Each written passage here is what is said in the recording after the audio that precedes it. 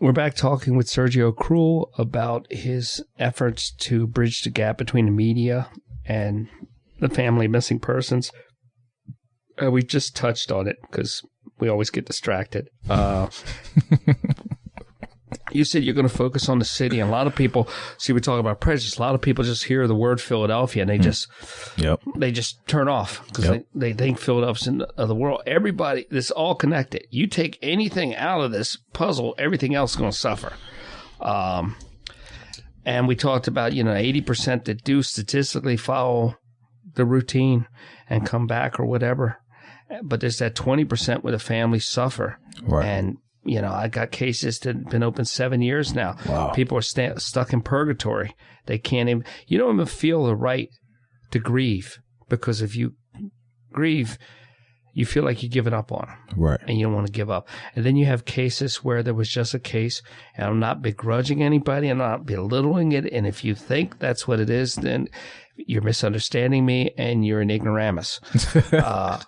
What I'm saying is that when you have these stories where somebody comes back after years, months, or whatever, and you thought they were gone, it is a great thing, but it also generates false hope in people, because that's a statistical anomaly. Mm-hmm. It's a good thing, but then people think, well, my missing person could still be alive, and it's just so rare. It's like a unicorn. We get a person every 5 or 7 years that comes back that's been held for months somewhere. Wow. It's very rare. And this whole thing, I mean, that's more of a Western thing.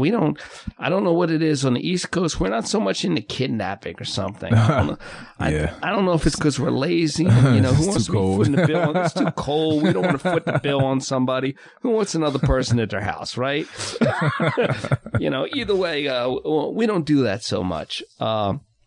And when I talk about missing persons, I'm talking about all kinds, but I'm generally talking about people that went missing under mysterious circumstances, but not necessarily sinister circumstances. We're not talking about people that are buried in cement and things like that, typically. Right. We're talking about people that aren't where they're supposed to be, and we want to know why. Because a lot of times it happens randomly. It could be you or I. The common thing that happens around these parts is car goes through a guardrail, flips upside down in a drainage or a pond, and somebody is trapped in the car for days. Right. And we just lose track of them. And technology has helped us to a degree, but to a degree it betrays us, because I see people get so wrapped up in following the technology instead of doing the organic interview and getting to know the person's background. Yeah. I'm sitting up last night saying, okay, this is how long would it take the person to get point A to point B, from point A to point C. I know how long, I know when they left, I know when the car was found. So where could they have gotten? I know when they didn't respond to a text. Let's back it up and assume that they weren't able to respond. Narrow down the time frame. That's the way I do it. There's people out there that are pinging stuff and everything, and I've seen the pings help, but I also seen them lead people on numerous occasions in the wrong direction. Wow. And they go blasting into the wrong direction. I mean, what you're doing is more of a, an organic thing, getting people to come forward. And I don't know that you're going to see, you might not see a lot where people come home in what you're doing, because you're starting, for what you're doing to even happen, time has to pass in the event. You're not responding with the police or whatever. It's got to marinate for a day or two or whatever. And if somebody decides to do something to themselves or something like that, it's going to be over. So you're just helping the family. I haven't been able to find a better word for this. Maybe you will. You're helping them with closure in many ways, or you're helping bring somebody home if possible. Right. And sometimes you can get somebody home if they're still out there to be gotten home. But sometimes you're working a case, this person is not able to be home, or they would be. Yeah, no, I definitely agree with that. Like, I remember in the Andrew Barry case, the guy was missing for 10 days again, and we did the story, we put it out. 4 days later, I get a phone call from one of the family members, and she told me, hey, we found him. I'm like, wow. he was shot 6 times in the chest in the woods. I'm like, what? But they would have never gotten any leads if it wasn't for that story. And that's what I'm most proud of. Not because I did the story. It's not about me. I'm most proud that I was in a position to help someone who couldn't get the help. I mean, literally, like I was driving to work and I was listening to Power 99. I never turn the radio on in the morning. That's not part of my routine. But this one morning, I just happened to turn it on. And at that point in time, I hear this woman crying out for help. Hey, can y'all please help me? Please help me. We've been to every news outlet. No one wants to help. Can we please get help? We need help. I'm like, man, that to me, that sounds like a cry for help. So that's why I decided to do what I've done. Well, the biggest sin, I think, in missing persons, and I would put this out there, and again, if anybody's offended, then fix it. Is to when a family has to find their deceased loved one. It's tough. That is the biggest sin, because that you can never unring that bell. It's bad enough when anybody has to, but when it's somebody you're connected to, it impacts you differently. Right. Let me ask you this question. And when I did the story, he was missing for 10 days. Uh-huh. Just imagine if the story possibly would have gotten out a few days before. Would he still be alive? At what point in time between when he went missing till his death? What was that time frame like? And I still think about that from time to time, because I'm like, man, this man was missing for 10 days. What if his story would have gotten out on the 3rd day? Would he still be at home with his family? Yeah, you don't want to play those what if games, because you beat yourself up. You start to beat yourself up. I could have done more sooner, and how can I speed this up? And, it takes a certain amount of time to make an omelet, and you can only do what you can do. Because you're coming in after the fact. You're behind the 8 ball. Right. That train already left the station. Right. Maybe you can run and catch it. Maybe you can't. You can't beat yourself up on that. You believe me, I sleep like 4 minutes a night. Man, I can imagine. So, you're overthinking stuff and everything. And, I had a pile of paperwork this morning where I was writing down notes on this. I was just trying to come up with something, and it all works towards where you get that thing in the center, and you circle it, and you go, that's it, and you come up with a solution. Or a lot of with looking for people is finding what it isn't and narrowing it down. And if this man went out and got shot 6 times, who's to say it happened in the first 5 minutes, the first 5 days? You don't know. And unless somebody gets prosecuted for it, you'll never know. Right. What you do is when you minimize the time, you cut down on the heartache for the family.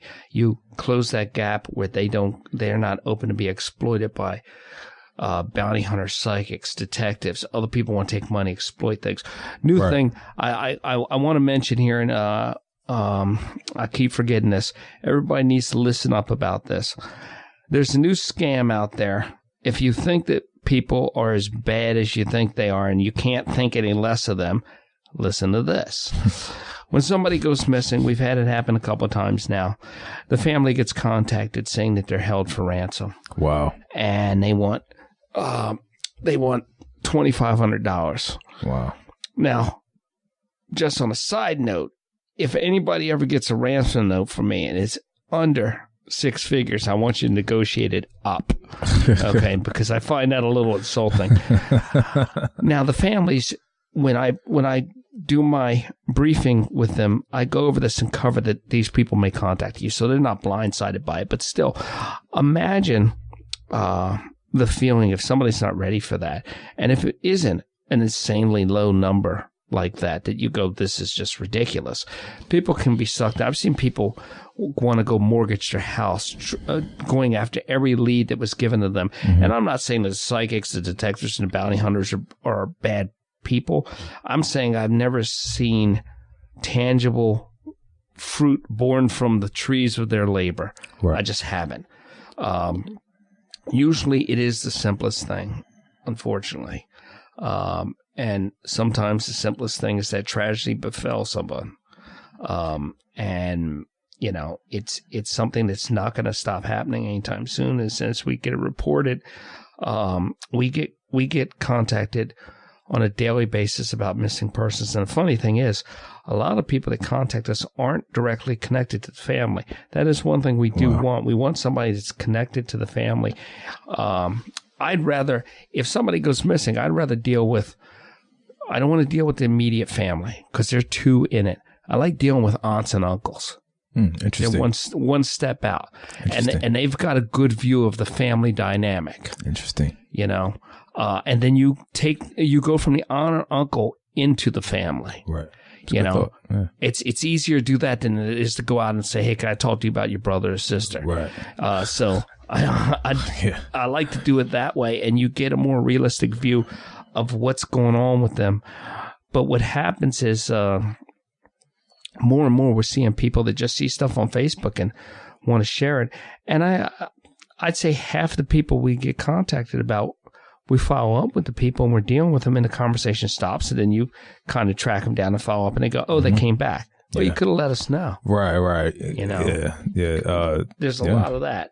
And you've got to you're giving us, it's going to be a specialized service. And especially, I know I'm a little preachy, but if we're going to do anything together, we've got to do it right, because you wear yourself out and you got to come up with a criteria. And the criteria isn't to exclude people because you don't like them. The criteria is to keep yourself viable so you can include more people and be around longer to serve them. Right. You know? That makes sense.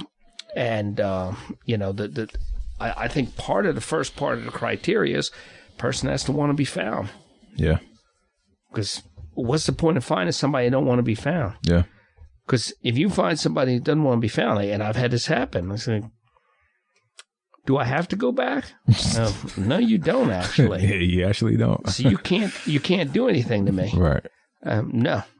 And so I just walk away. You can. But when I come out of here, your family's going to have a hint, something that went down in here. They're going to come after you. Right. And a lot of people that are reported missing are running from the very people that reported them. Absolutely. They are hiding from their families. And sometimes I'm dealing with the families. So I'm like, I'm about to come in the woods behind you. Mm-hmm. Now, what's in Philadelphia, the official ruling on how long you have to wait to report somebody?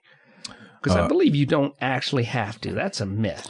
Yeah, that's been thrown around for a long time. At first, it was like 48 hours. Then I think they, pushed it back to just 24 hours.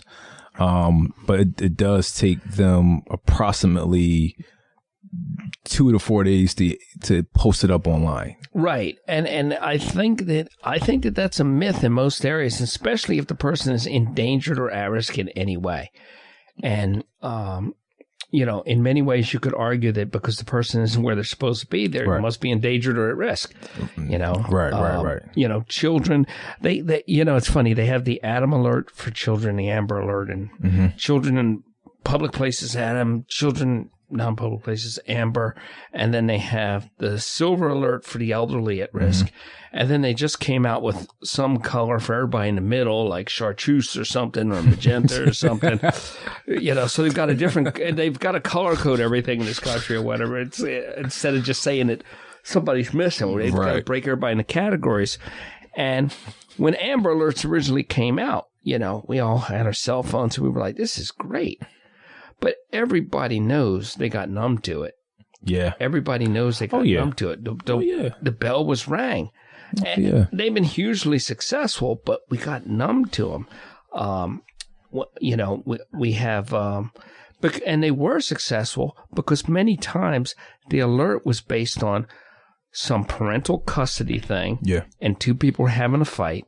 And they were using the kid for leverage, and it wasn't a criminal matter. It was domestic ignorance. Right. Exactly.